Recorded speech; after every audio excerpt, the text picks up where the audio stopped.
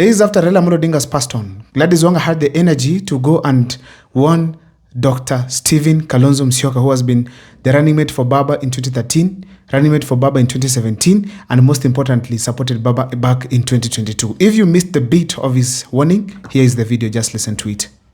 Who associates with Gachagua, Kahiga, they cannot be our friends. Yes. Whether they are in our party or outside our party. Yes. Kahiga has drawn the line. Yes.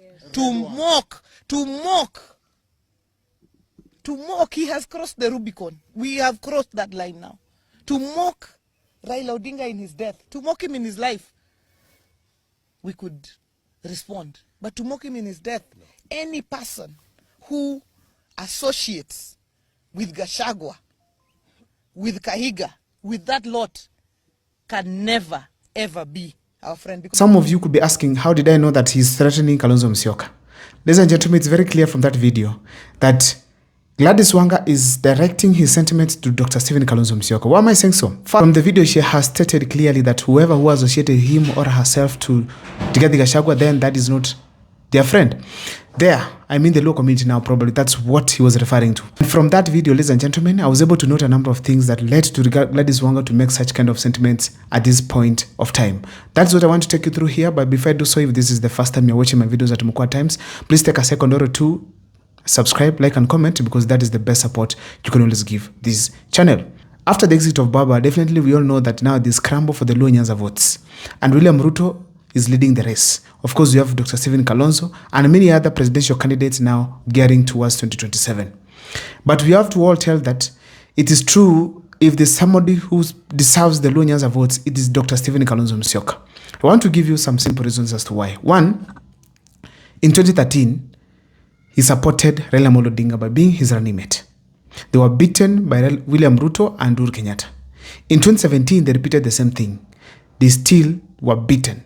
Ladies and gentlemen, now in 2022, it was actually even much worse because Dr. Stephen Kalonzo Musyoka did not become the running mate of Raila Amolo Odinga, but dropped below further to become just a chief cabinet secretary and to give Mother Karua to become the running mate for Raila Amolo Odinga.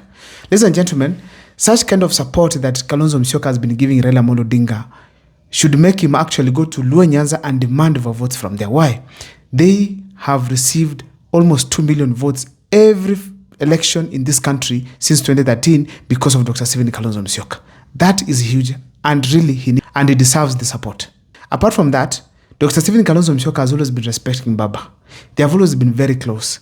There's some point he said that if I support Raila Amolo Odinga again, I'll be the most stupid person on earth. Ladies and gentlemen, surprisingly, in 2022, they were with Raila Amolo Odinga in the same team and actually dropped further, as I said, to a chief cabinet secretary, not even the running mate. Even when Raila Amolo Odinga joined Uhuru Kenyatta, Dr. Stephen Kalonzo Musyoka still stayed loyal to Raila Amolo Odinga. He did not attack him, did not abuse him, and kept the respect. That was very clear. Even after, again, Raila Amolo Odinga joining William Ruto, still Kalonzo Musyoka aliachwa kwa mataa, but baada akanyamaza na kamheshimu Raila Amolo Odinga. If you look at that history, if you go to Luo Nyanza, then Dr. Stephen Kalonzo Musyoka has high chances of getting votes from there. So, why did Gladys Wanga have to warn him? Gladys Wanga is literally supporting the broad-based government. And according to her, she has already fixed her mind that in 2027, it is William Ruto. Whether people like it or not, they are going to support William Ruto.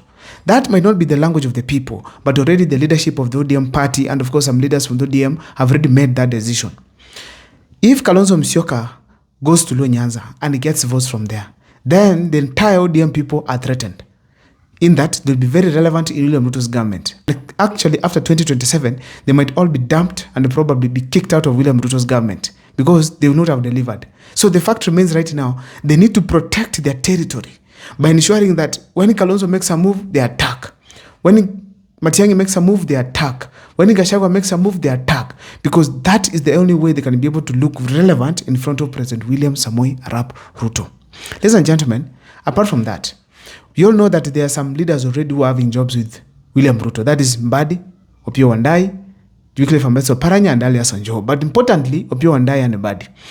If they are allowing Kalonzo Musyoka to intrude, or they are allowing the environment for Kalonzo Musyoka to just come and campaign and get votes, then William Ruto is likely to sack them from his cabinet. So that means very well for them to protect their jobs, they need to ensure that security has been put around the Nyanza region.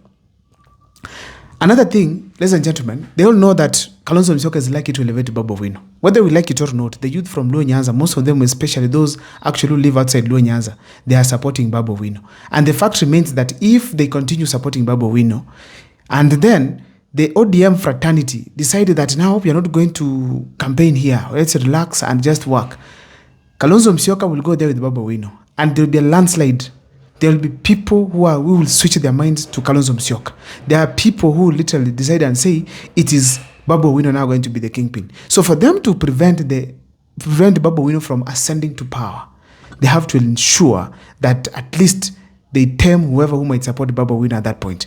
And Kalonzo has indicated that very clearly, that if ODM does not want Babu Owino, let them leave him to come to Nairobi, and then he will support him with Wiper Party.